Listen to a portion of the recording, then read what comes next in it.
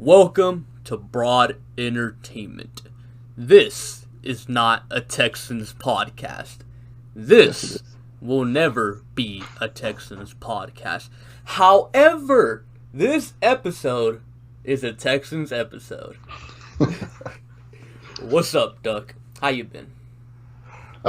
Pretty bummed out, to be honest. Bummed out? No, why? Because Houston sports are a disgrace.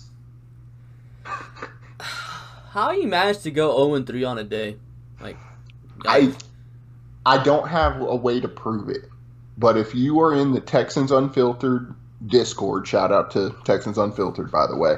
If you're in there, I said in one of their chats, the Texans, Rockets, and Astros were either all going to win or all going to lose. There's not going to be a mix.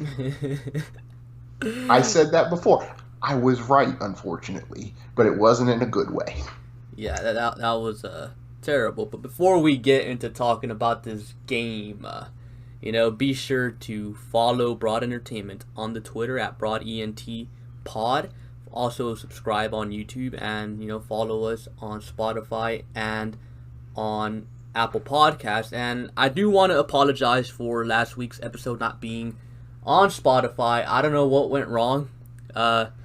Usually Doug here tends to upload the podcast, and then the one time that I do it, it messes up.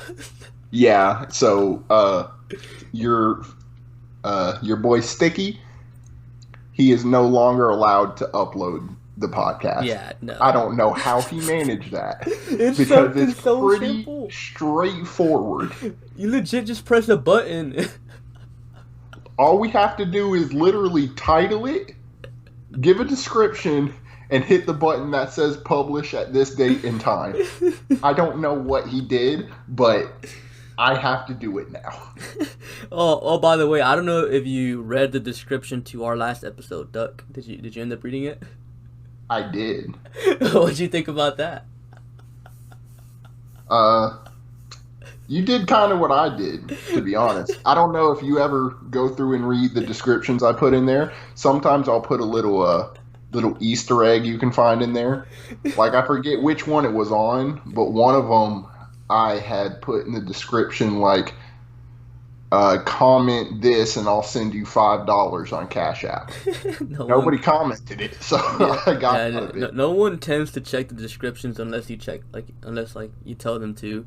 But I just wanted to say that. I apologize for the last episode not being up on Spotify. I just gotta do it better. I gotta coach it better.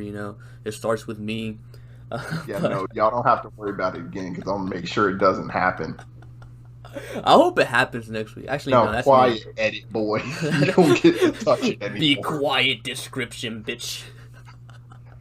You can call me description bitch, but you better throw title bitch in, upload bitch. You better throw in. Can I be intro boy too? Because I tend to do most of the intros. You do most of the intros. I'll give you credit on that. Mainly because my intros come off pretty aggressive. Yeah, and you call our viewers / listeners losers and stuff like that. So I've only done that once, but I'm just kidding, you guys. You know I love you. Anyways, be sure to follow me and Duck in our social medias, in our YouTubes. Duck Views of Phoenix on the Twitter, on the YouTubes. Me, Mr. Mediocre _YT on Twitter, and Mr. Mediocre on the YouTube. So, just kind of straightforward, quite simple, just do us a little favor and go follow us. Also, be sure to share this podcast with your mother, your brother, your sister, your lover. And, yeah.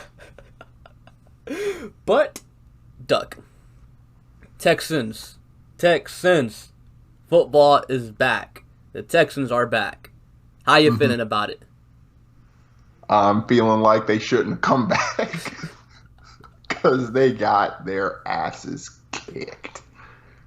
Yeah, that was quite the show. Very embarrassing, disappointing, but okay. By the way, guys, me and Duck, we made like a little rule to ourselves. We weren't gonna talk to each other during the game, after the game, and we even blocked each other on Twitter, so we couldn't see what we were thinking about the game and like our post game thoughts either. And I'm hoping you haven't watched my videos. I'm pretty sure you haven't. I I did go ahead and do what I usually do because Dislike. I was working today. I went in, I left a like, did not comment because I didn't want to go in the comment section and see any comments about what you said. But I did go through and like them, and I plan on watching them in a little bit.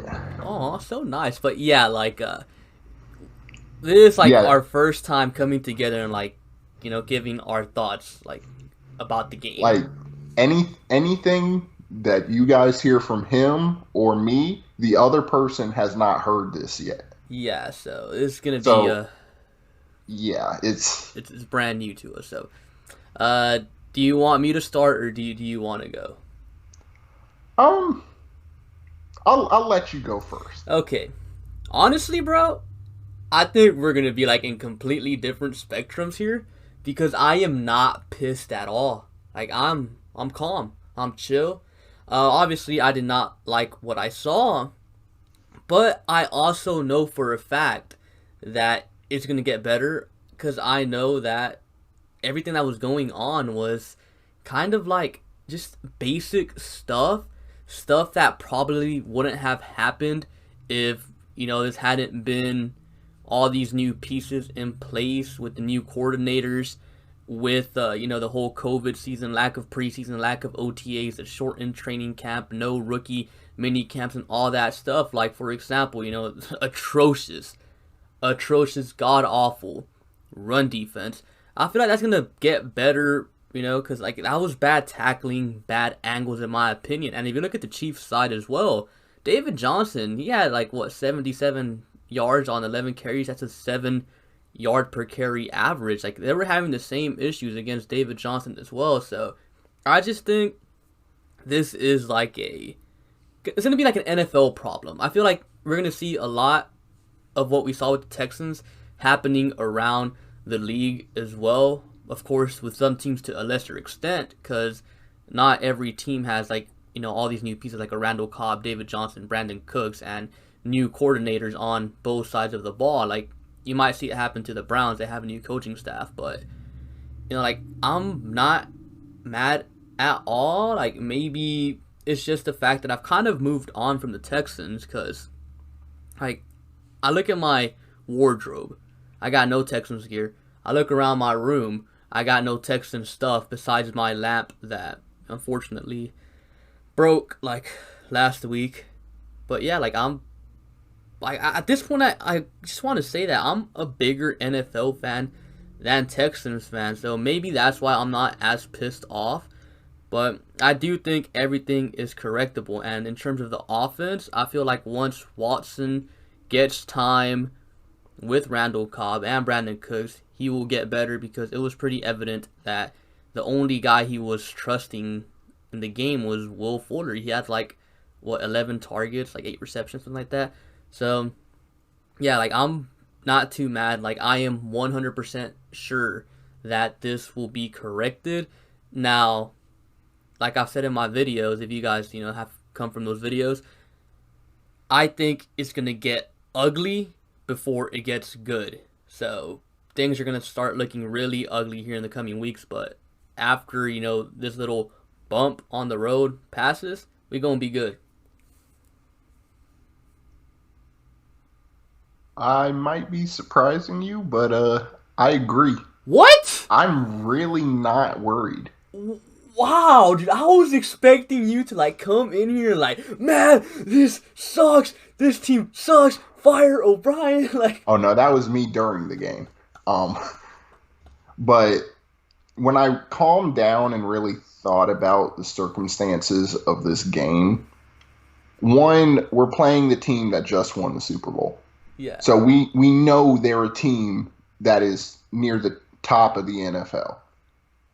Regardless, it was a bad loss, but we got to think about this too. We have a new defensive play caller he's calling his first game. mm-hmm. Same for our offensive coordinator. They didn't even get That a was chance to his get their feet wet. Preseason. It would be one thing if they got the chance to kind of experiment with how stuff would go in preseason. No, they literally just got thrown into the fire because the only practice they've gotten is against each other, and they kind of know what they're doing, you know? Yeah. So you got two new coordinators both calling the game, right? You've got basically your entire offense changed outside of, I think it's tight end, quarterback, and O-line. Yeah. Because your new number one, in my opinion at least, Brandon Cooks, hadn't gotten a lot of game time with Watson. Will Fuller, of course, knows Watson. That's why I think he had as easy a day as he did, getting I think 8 for 110 or something. Yeah, something like that. Jordan Akins did decent, and that, I think it's the rapport. Now, the parts of the game where I got kind of frustrated were mainly defensively. Now, I'm going to say something that I think the majority of Texans Twitter was saying. Why the hell wasn't Lonnie Johnson playing corner and Justin Reed was? Okay. That doesn't, I'm not crazy for thinking that doesn't make sense, am I? Oh, absolutely not. But from what I heard, apparently Lonnie was dealing with a hip. I don't know if that's the reason behind it. I don't know if he did something, but apparently that's what some people were saying. So. But see, I don't know about that because Lonnie was playing late in the game. Yeah, he was playing late in the game. If he was hurt, I don't think they would have played him. Period. Yeah. Now, that was one of my main things. By the way, Justin Reed got lucky as hell that he didn't get embarrassed on that deep touchdown, which, to be honest, was a touchdown. 90% of the time, that's called a touchdown. But that's my main thing. The run defense was atrocious, but my thing with the run defense is they're kind of figuring out how to play run defense with all their new pieces. Mm-hmm.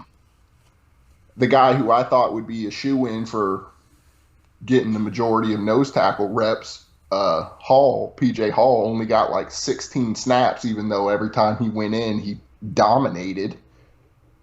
They also had a couple plays. Main one that stood out to me was when they lined Brennan Scarlett up over the center, with his hand in the dirt. No, he wasn't, because Clowney would just stand up over the center. He had his hand in the dirt doing that. I don't understand that. Jacob Martin looked good when he went in on pass rush downs. I think he got our only sack, if I'm not mistaken. Yeah. I just think this team needs time to click and get their play calling right, which I don't think will take very long.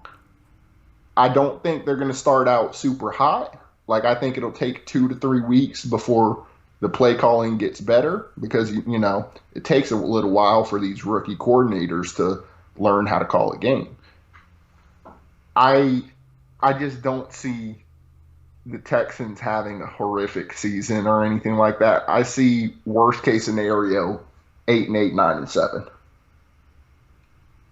Yeah, I saw some people on Twitter oh my god, the sky is falling, and it's funny because guarantee you, if the Texans would have won this game, those same people would have been oh, it's just a regular season game, huh? You do it again next week. The sky's not falling. I actually, okay, look, and I said this in my video too. I think it was pretty dumb of us to expect this team to come firing on all cylinders right off the get-go, especially with this whole COVID thing going on. Well, my thing with it, I didn't expect them to be at their peak right away. I just expected more competency. Yeah. Because early in the game, especially, the offense was moving the ball pretty well. But then you get to the second and third quarter and all of the creativity went away. Yeah, Tim Kelly, he just got way too conservative and the defense couldn't get off the field, obviously, because they couldn't stop the run. And I think, honestly, because the Chiefs running the ball, that was surprising to me. I was not expecting the Chiefs to run the ball, like, all that much, like, and I'm pretty sure the Texans themselves were shocked. I'm pretty sure they went into that game expecting, okay, Patrick Mahomes is going to throw, so we got to get ready to defend that. But then they just start running on them, and you're like, what the is this, like. Well, the Chiefs, especially the last couple years, haven't been a running team. Mm-mm. Their running backs have usually been used for, like, screen passes, little dump-offs. They'll have, like, receivers and Kelsey, like, set picks to try to get the running back open and stuff. But they haven't ran between the tackles like that in a long time.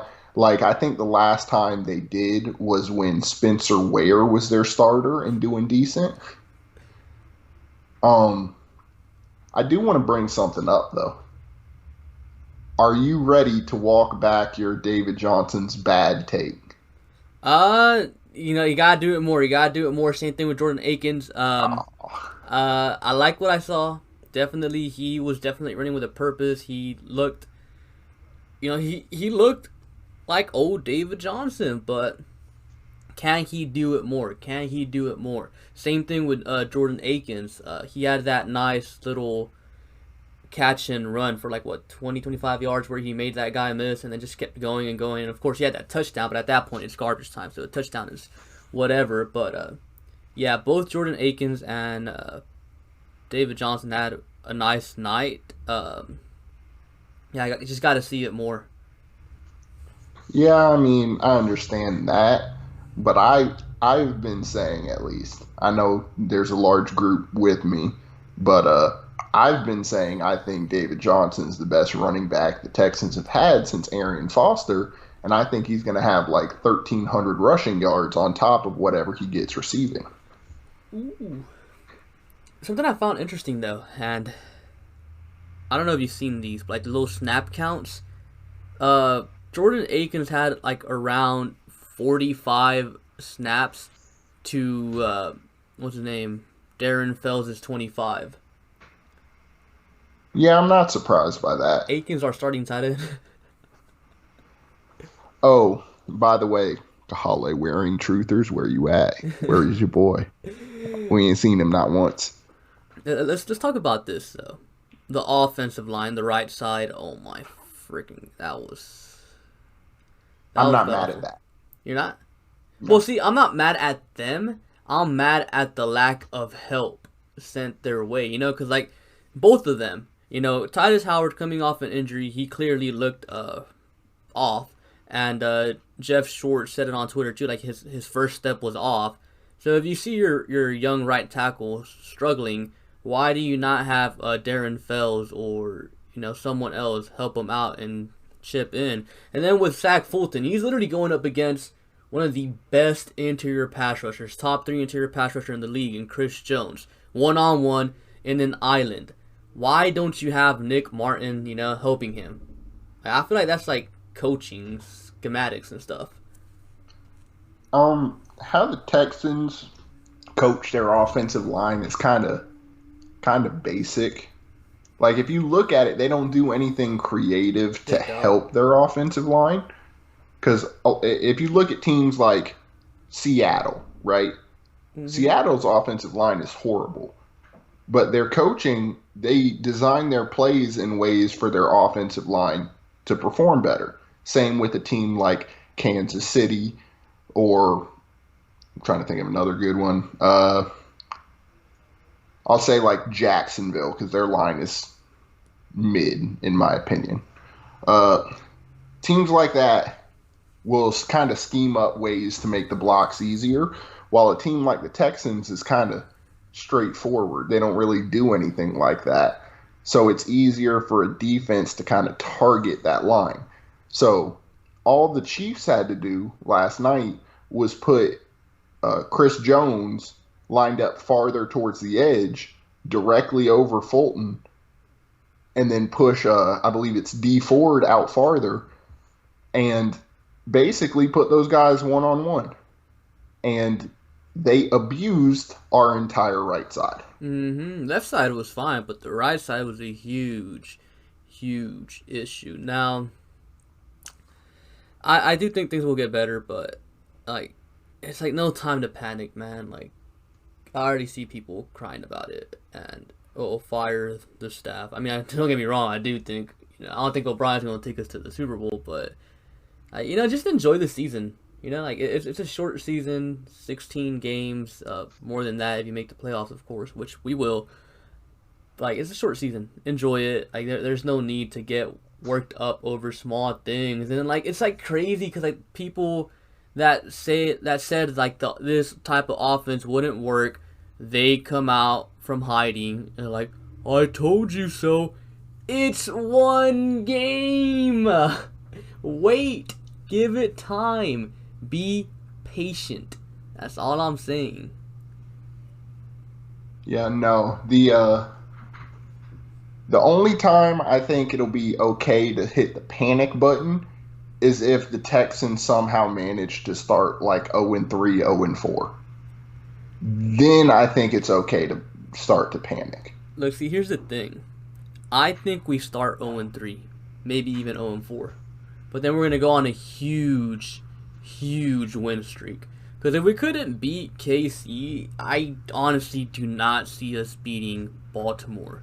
I just do not see it. And Pittsburgh, yeah, we can probably stop their offense, but that defense is probably the best defense we're going to play all season. It's not like a good matchup for our still young or like new offense. And then Minnesota, I could see us winning that one. So it could be, a 1-3 start or an 0-4 start. But I think we'll be fine. I don't see us starting 0-3. I just don't. I do think we could potentially start 0-2 because the Ravens are a very difficult team to go against, especially with new play callers. I don't see the Steelers beating us. That defense just scares me, man. But their defense is good. But, and this is a big but, pause.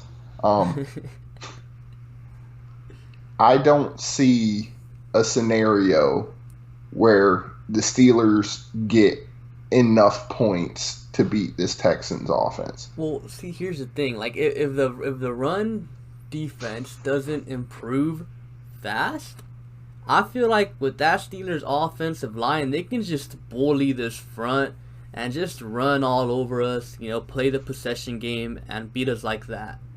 Well, my big thing with the run game, I don't think the Steelers have as good a running back as the Chiefs. Because I know Clyde Edwards-Helaire is a rookie. I don't think James Conner is as good as him. Hey, man, James Conner is great. I have him on my fantasy football team, so he's a god. Now, I don't know if you saw this because it came out pretty recent, but one thing that's going to change how this Houston Texans team plays is Duke Johnson sprained his ankle in that loss. I've seen that. Now he might not play against the Ravens. So it is going to be the David Johnson show, maybe, highly doubtful. Sprinkle a little bit of Scotty Phillips in there. I'm pretty sure they're going to bring up CJ Prosise to the active roster. We have him on our practice squad. I don't know. Because apparently he has a similar skill set, receiving back type of guy, injury prone like a motherfucker. So, he is not a receiving back. Well, that's what everyone was saying on Twitter. I was like, oh, okay, I guess. He can catch, but his main skill set is big power guy. Ooh, big boy. I like that, but I don't know. I don't see Prosise coming onto the team until something happens with David. I think Prosise is a David Johnson backup plan. I feel like they believe they can get through it with just David instead of Duke. Yeah.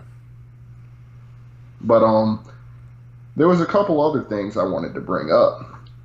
Mm-hmm. My thing, the lack of involvement from Randall Cobb. Are you concerned?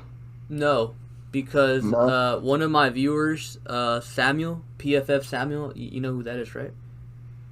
I don't believe so. Well, shout out to him, but like he's like a huge PFF guy, and he does like a lot, and I mean a lot of like digging and film study. And right now, when I was streaming earlier on Twitch, and he was in there telling me, "Hey, bro, I'm watching the All 22, and Randall Cobb is wide open, waving his hand in the air like a bunch of times." And he also said that the play where Deshaun threw the pick, where Tyrann Mathieu hit him, apparently Brandon Cooks was wide open, like for a touchdown potentially.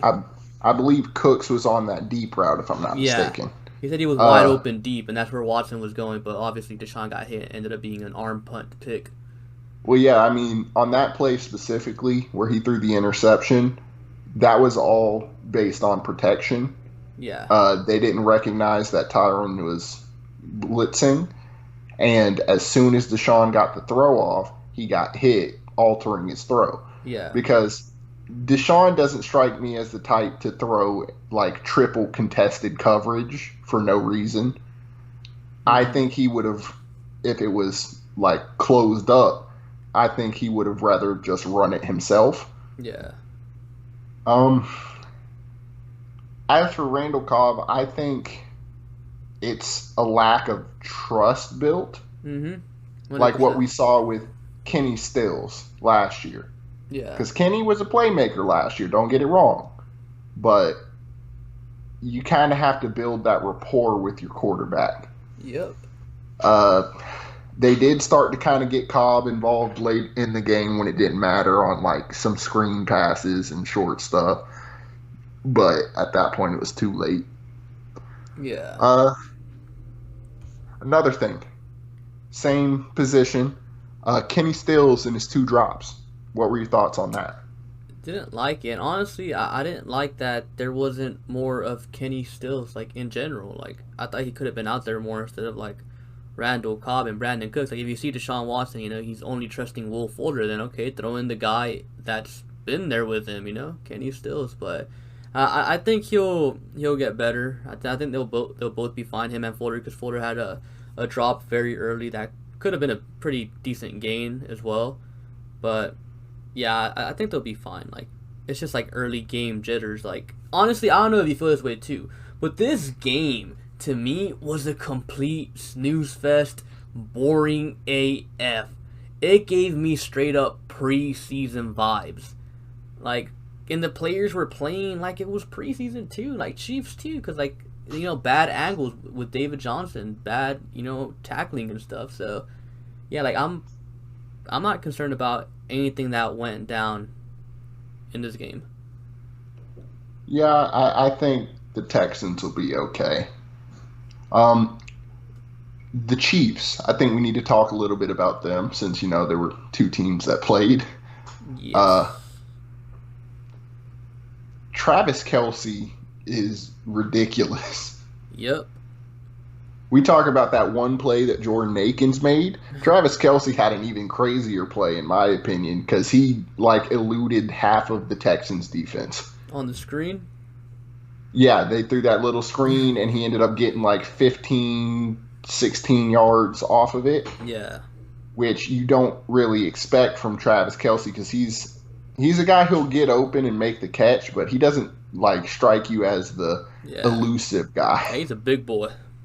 Yeah. The one thing the Chiefs will probably end up getting fixed in the next couple weeks, Mecole Hardman almost being irrelevant in the game. Mm-hmm.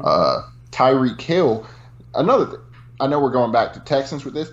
Tyreek Hill got shut down for most of that game. Yeah, dude. Like, we usually tend to do a good job of shutting down Tyreek. Like, when we play the Chiefs, it's usually Travis Kelce, the one that kills us. And surprisingly, this game, Travis Kelce didn't kill us. Yeah, he had a touchdown, but I believe him and Hill combined for 12 catches for 90 yards. I believe, not even as many as Fuller. I've got the numbers up. It's 11 for 96 yards and 2 touchdowns. Yeah, Sammy Watkins and the run game is what killed us. I never thought Sammy Watkins would be the reasons the Chiefs won a game. Like, out of everybody, if you would have told me Demarcus Robinson performed better than Sammy Watkins, I think I would have believed you. Like, I'd been like, I'm not surprised. See, the Chiefs, in my opinion, they have to bench Demarcus Robinson. I don't think he's good, man. I think they got to go with Mecole Hardman. Imagine Mecole Hardman and Tyreek Hill on the field at the same time with that speed.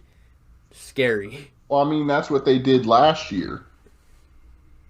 Well, in the playoffs against us, like, I don't even remember, but Robinson had like a bunch of drops. Like, he definitely has like a significant role on that team, which I honestly think he shouldn't, because I don't think he's good at all. Demarcus Robinson's all right. Like, he's a good receiver. Like, he's a good receiver 3 or 4 on a team with not a lot of depth. But on that Chiefs team specifically, he should not be playing like that. Like, it should be Tyreek, Mecole, and Sammy at all times. Yep. Unless there's an injury. Absolutely. Or it's a blowout. I'll take that too. Okay, what are your thoughts on, what's his name? PJ Hall. That is a big boy. Large, man. Like, he made a few plays where he blew up the Chiefs' offensive line. He didn't get upfield, but he blew up their line enough to disrupt their protection and give enough space for somebody else to make a play initially. Like, I believe there was a play on the goal line. I want to say JJ got upfield and got hands on Clyde Edwards-Helaire. And then as soon as JJ did, Helaire was still fighting to get upfield. And PJ Hall, like, grabbed him and slammed him on the ground. I like PJ Hall, man. I think the Texans need more PJ Hall, more Jacob Martin. I don't think they're going to play Martin. No, I think they're only going to use him as a situational guy. I hate that, man. You know what I hate? Huh. I hate how they choose Brennan Scarlett over him. Yeah, like, there is not a single thing you can show me on film that Brennan Scarlett is better at than Jacob Martin. Nope. Jacob Martin is more explosive off the edge. He's better with his pass rush moves. I'd say right now he's better at run defending. Jacob Martin literally beat a top 3 right tackle in the NFL who, I don't know if this is true, but apparently all last season he did not allow a single sack. In week 1, Jacob Martin gets a sack on him. That should tell you just how good Jacob Martin is. And that should show, the coaching staff, hey, maybe this guy needs way more playing time. But you know what got on my nerves? Huh. Watching film of the game and watching Whitney Merciless lazy ass do that bullshit pass rush. What the hell is that? I don't know, man. Like, I got love for Whitney. That is some of the laziest pass rush I have ever seen. He did some half-ass spin moves on like a fourth of his snaps. And the thing is, like, he was going up against Eric Fisher. Like, Eric Fisher is like bottom tier left tackle in the NFL. He should have definitely had some success. Like, I love Whitney. Whitney Merciless, if you're listening, nothing but love. But what the fuck? Like, we just paid him, like, what was it, like $60 million? Something like that. Like 55 You need to put in more effort than that shit. Yeah, that's embarrassing. Because if that's what he's doing going forward, I don't think he'll be on the team either next year or the year after. His tenure's going to be short if that's what he's putting out. Yep. Ooh, considering you're supposed to be the Batman to JJ's Robin, meanwhile Jacob Martin is outperforming you already. Mm-hmm. Well, let me say something though. J.J. Watt. Something that I liked. They were moving him inside a lot more. I don't know if you noticed that. Oh no, I noticed that and I really liked it. Yep. Uh, I've been saying JJ should have been moved inside. I was saying that when the Texans had Jadeveon Clowney. Hmm. I thought the Texans were absolutely stupid for not putting Whitney on one end, Clowney on another, and Watt inside Yep. with DJ Reader next to JJ. I don't know how anybody blocks that front consistently. You can't. But now they're doing it when it's too late.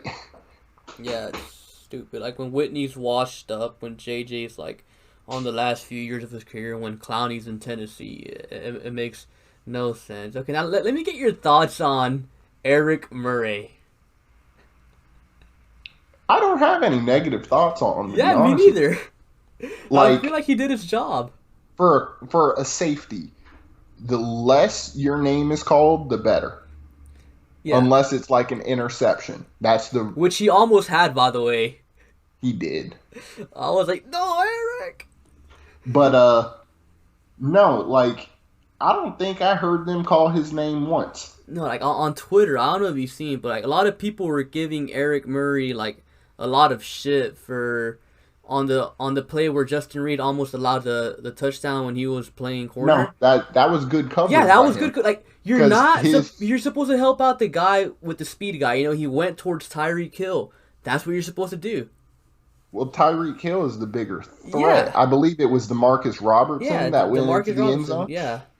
Yeah, you don't go and help on DeMarcus. You go and help on Tyreek, Yeah. their best receiver. So what That was good coverage. Yeah, do they want Eric Murray to go and help Justin Reed, who by the way is probably your best DB? He shouldn't be a clean corner though, with DeMarcus Robinson, a scrub receiver, and let Tyreek Hill potentially get wide open with his speed? Like no, like it makes no sense. I have no problem with what he did in that play. I really don't. No, that was a good play. Yeah. I don't understand anybody saying that's a bad play. I just think it's people trying to like talk mess to Eric Murray because they just don't like him. I mean, I don't like him, but Let me get your thoughts on something. ooh, Hopefully you remember, because it was just one play, and I believe it was third quarter. third quarter. AJ Moore's hit.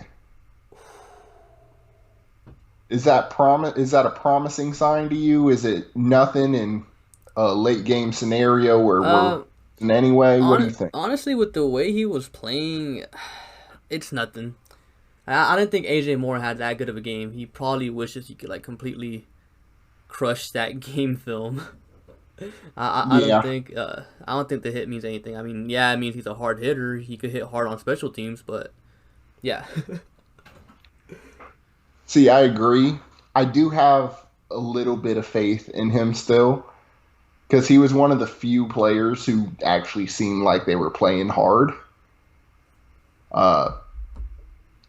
My big thing with AJ Moore is I feel like they forced him onto the field, because Yeah. they played a lot of three safety sets. Yeah. Like I know Reed was lined up at outside corner for whatever horrifically bad reason, Yeah, it makes no sense. but they played, I think I wouldn't be surprised if they played half of their defense in three safety sets. Yeah, probably. Like, I just think it's crazy how one corner, Garyon Conley, being out completely changes everything. It's crazy. Well, that just goes to show what they think of Gary and Conley. Yeah. Because, I mean, and I still think this, I know you were saying the rumor is Lonnie had a hip. Yeah. I still think their plan going into the year was Conley on one side, Lonnie on one side, and then Bradley Roby in the slide. Yeah, probably. I don't know. But I mean, and I'm only going to go off the Gary and Conley being on IR for a few weeks. I'm only going off that because I don't know if there's any validity to Lonnie being hurt.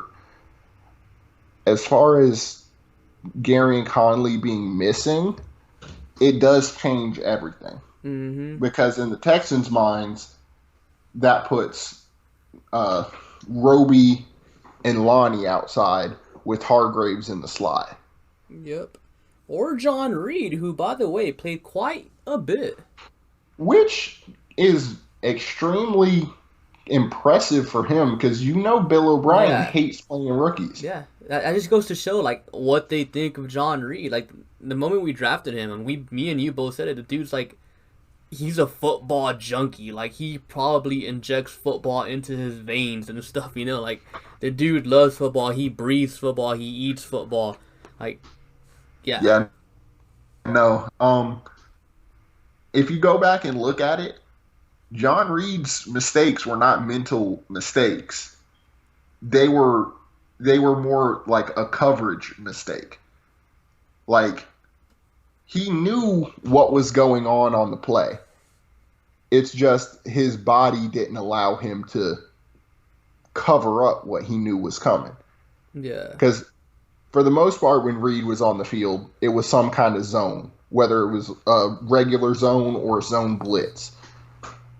And he knew and understood what was going on.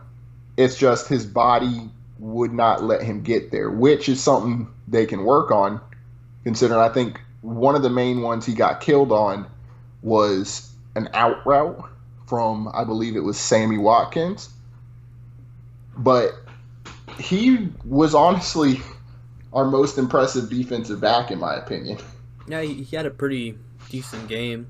As For a did, rookie, yeah, absolutely. as did Eric Murray. Like we were saying, like he was doing his job. Vernon Hargraves, for whatever reason, thinks he's Cam Chancellor. Wrap up, buddy. Yeah, that was an issue with him in Tampa, so like that wasn't surprising to me. Yeah, but I think it's gonna get better. Like I said, do you have anything else? Like, I think we've covered everything. For the most part, yeah. I Um, haven't seen it on Twitter, but if there's anyone out there complaining that Kaimi Fairbairn missed that 51-yarder, shut the fuck up. That's a difficult ass yeah, kick. everyone's complaining about it, dude. I told you we should have cut him. Why are we That's paying all this 51 money? yards. Yeah, it's like it'd be That's like not these easy. people are acting like Kaimi Fairbairn misses 30-yard field goals. If he would have shanked it on a 30-yarder, I could understand. Yeah. But that's 51 yards. Like, that's a lot of kickers, like, best for their career. Mm-hmm. Like, that is not easy. And if you think it's easy, go try to kick a 30-yard field goal with no experience. Yeah, like it's I don't know. People just hate Kaimi Fairbairn. There's something else. I don't know if you've seen this. A lot of people were like, "Oh, where's Ross Blacklock? He didn't do anything. What a waste of a pick." I don't know if you've seen that, but that pissed me off.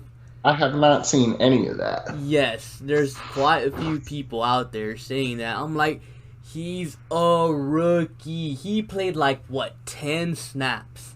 Yeah. A rookie That sounds about right. in this weird COVID season. You expect him to go in there and dominate game one. They expect Aaron Donald right out the gate. Like, come on, dude. And then From like a second-round pick. yeah. And their argument is, well, Clyde Edwards is a rookie and he had a good game. Well, no shit. He's a fucking running back. Running For a backs better are team, to be honest. running backs are just straight up plug and play. Like they don't have to do like all that fucking thinking and shit and learning. They just run. For running backs, that is probably the easiest transition in football, is going from college running back to NFL running back, because your job does not change. It's still usually find the hole or catch the ball on your check down. Yep. I want to point one thing out that I didn't even think about when I was watching this game, and it was something that the announcers actually pointed out.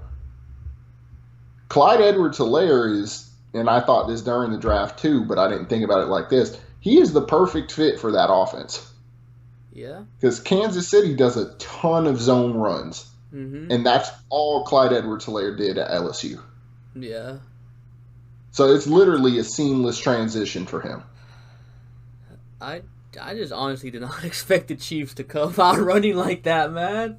Oh no, I thought it was going to be an air the ball out kind of Me game. too. Like I was like, what are these guys doing? So like, I guess this season they're just gonna run the ball and like let Mahomes chill.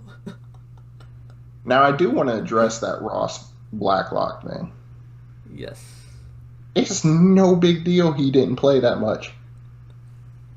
I mean, weren't Texans fans screaming at Bill O'Brien to play McKinney more when McKinney was amazing as a rookie? Mm-hmm. Like, they were pounding the table. Bernard J. McKinney needs to be on the field at all times. Bill O'Brien never plays rookies. He does not like rookies playing right away. Unless they're first round picks. Like even then, he don't like it. Yeah. Even then. Like I believe Kevin Johnson didn't play his rookie year.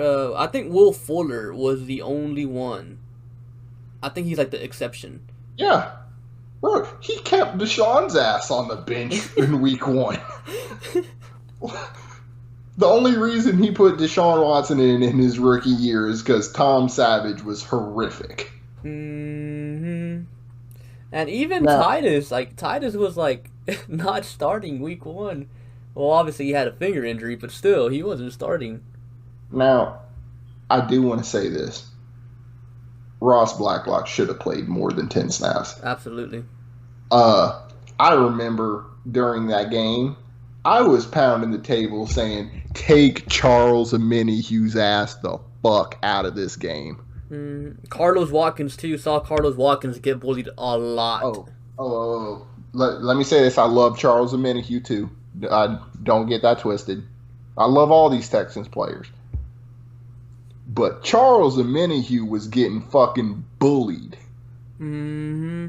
Like it looked like a high schooler going against a D1 starter in his junior year. Like he was moving him wherever he wanted. Like my God. And I'm like, at least put in Ross so he can put up more of a fight. Mm-hmm. Or PJ Hall. Yeah, PJ Hall. I was saying the same thing. I'm like, I don't care if we still get gashed by the run. Just put in somebody who's gonna fight. Honestly, it's just that Charles Omenihu, he is not a run stopper. He's never been a run stopper. That's why he's always been a situational pass rusher. Like that's why whenever they announced him as a starter, I was like, that's pretty surprising. Like I don't think he should be a starter. Like unless he puts on like more weight, and I know that he did put on some weight, but I still don't think that's enough. You know, like he's not as big. To be honest with you, I think Charles Omenihu should be what Jacob Martin is. That situational pass rusher that's not in for 90% of the snaps, but on the percentage of the snaps that he is in, he's fresh and he's going to be better than the guy in front of him. Yep. Because I think Omenihu, he's not below average, but he's not above. He's honestly right at average when it comes to a pass rusher. But when you look at him as a run defender, that's where he starts to get pushed down more. Mm-hmm. They also kind of murdered us in time of possession, too. Oh, absolutely. That one drive. They had like a 16-play, 7-minute drive. I think it was like close to 10. Like it was, maybe like 9. It was a long drive. Yeah. And I'm like, oh my God. Like that has to be the most boring drive you will see out of the Chiefs all season. Oh, I did see a lot of people on Twitter talking about,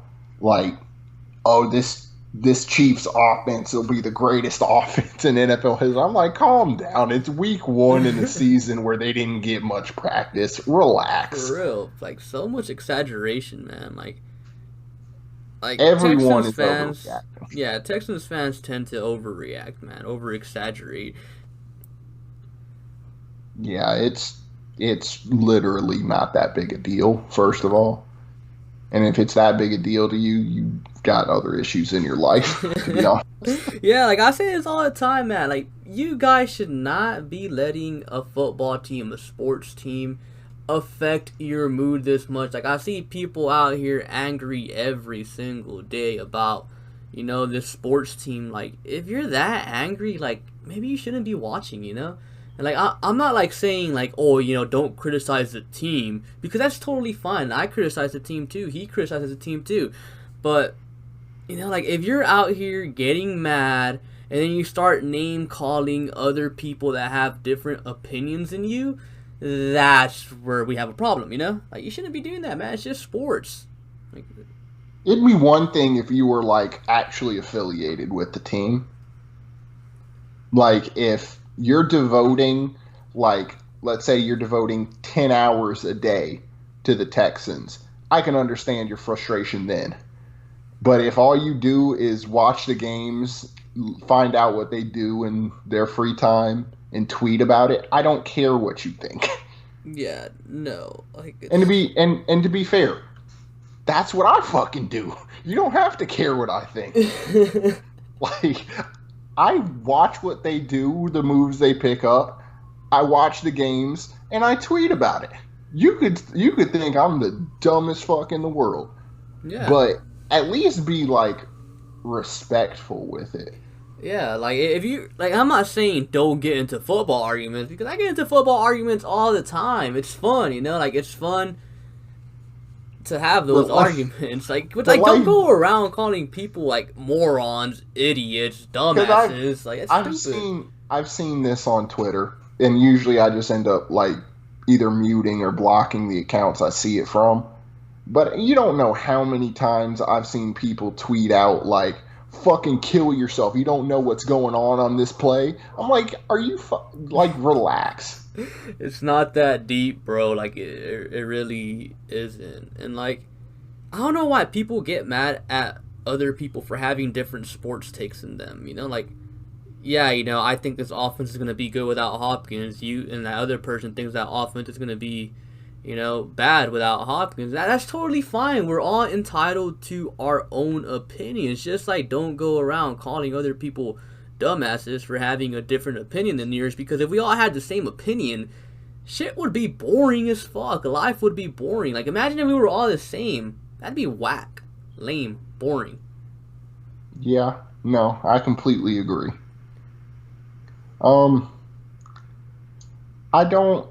I don't think it's anything to worry about. Like I said, Yeah, I think the Texans will have a much better week 2, especially because they've got extra time to prepare. Mini bye week. Oh, it's no bye, because that Ravens team is coming for our heads. I was talking about the 10-day rest. Oh, yeah. Little extra time. But the people who are, like, calling for O'Brien's job already, I don't agree with that. Like, it's week 1. If every coach was evaluated on their week 1, literally half of the league's coaches, and I do mean literally, because half of the league has to lose those games. Yep. Well, what if they tie, Duck? That's still a loss in my eyes. I'd rather lose than tie, to be honest with you. Fucking give me I don't care. If my team ties, I'm telling them, look, that's a loss. Yep. Like, you don't be okay with tying somebody. Yeah, like, it's boring. I don't think they should be ties in the NFL, though. I hate ties. Yeah, no, I think they should go, like, college football route. Let them just keep scoring until somebody... See, what if you go soccer route? Penalty kicks. You have the kickers line up and just kick field goals. This was brought up during the game as well. What do you think about the idea of the going for a 4th and 15 instead of an onside kick? I don't like it. I like the onside kick better, because, like, it's a magical play, and I feel like a 4th and 15, like, it's, like, you see it happen, like, more consistently, and I feel like with a team like the Chiefs, they have a magical quarterback like Patrick Mahomes. They're gonna get it like 9 times out of 10. Deshaun Watson, a magical quarterback, he's probably gonna get quite a few. Russell Wilson, same thing, you know. So I'd rather like have the onside kick and have it be like a magical lucky play type of thing, you know. Like, oh my God, they did it, they did it. You know, like because the onside kick, like you just don't know if you're gonna get it. But like if you're going for a 4th and 15 with Patrick Mahomes or Deshaun Watson, like you know, there's like a very good chance you're gonna get the conversion. Well, see, my thing with it, the onside kick, if you're lucky, you'll get 1 recovered onside kick a year. Mm-hmm. 1. That's damn near impossible. So these late game miracle comebacks, damn near impossible if you're relying on an onside kick. And if you look at it, yeah, an onside kick is a miracle play because there's 0 chance you're going to actually pull it off because they've changed the kickoff formations to make it even more difficult. So I'm saying if it's a quarterback showdown, like a Deshaun versus Mahomes, let's say late in that game, it's 27-28, and they had to kick off to the Chiefs. That onside kick, damn near impossible to get. I think you should allow a quarterback like Deshaun Watson to decide the fate of the team instead of Kaimi Fairbairn. Well, I mean, I could definitely see where you're coming from, but I don't know. I like the onside kick. I don't know. I feel like there'd be way too many comebacks from like teams like the Chiefs. I just don't want the Chiefs to win anymore, man.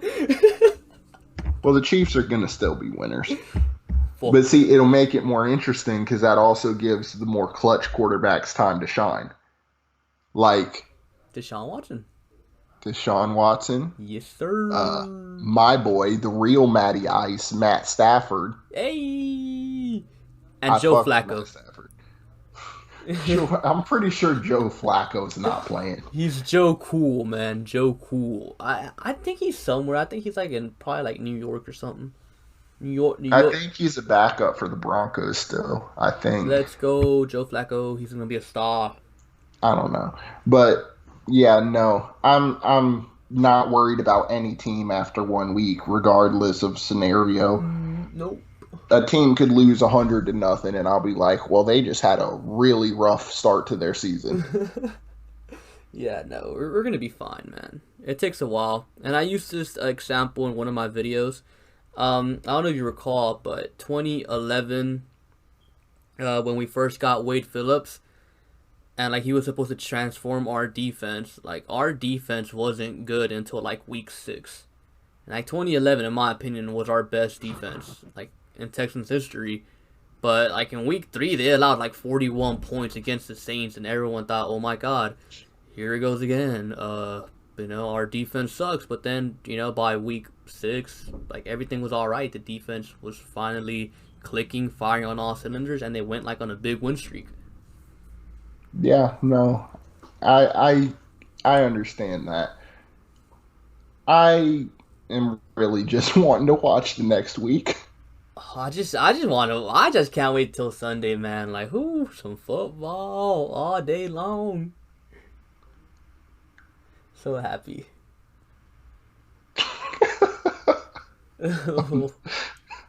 Just how you said it. I'm sorry. What? Is it so happy? No, that football all day long. Yeah, that's what got me. Because you don't talk like that at all. What you mean? It's my football season voice. This your football season voice?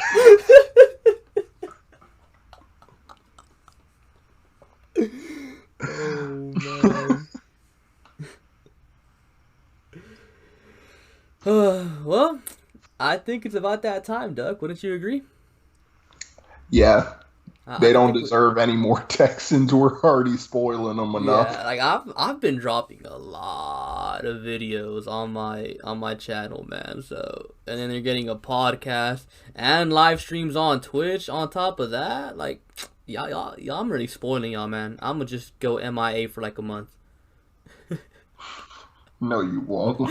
You're gonna get bored and stream. Absolutely. Because I know you. Oh man. But yeah, guys, we appreciate you guys for listening. Just a little friendly reminder, this is not a Texans podcast. And yeah, Doug, do you have anything else you want to add on? Shout out to all the Texans players I mentioned, Whitney, Charles, anybody else. I may have blasted you and criticized the hell out of you, but it's all love. Ain't no hate. It's out of love. Like, we're trying to, help you get better. Oh, and while I'm thinking of it, free Daniel House. Free. Oh, actually, ain't they send them home already? They've already sent him home, even though the BS in their story is complete and utter nonsense. They sent him home because his door was open. Yeah, that's stupid. The girl denied it, that they're like the COVID testing girl. They denied it, even though there's no footage of anyone going into his room. That's their only information, is that, he had his door open.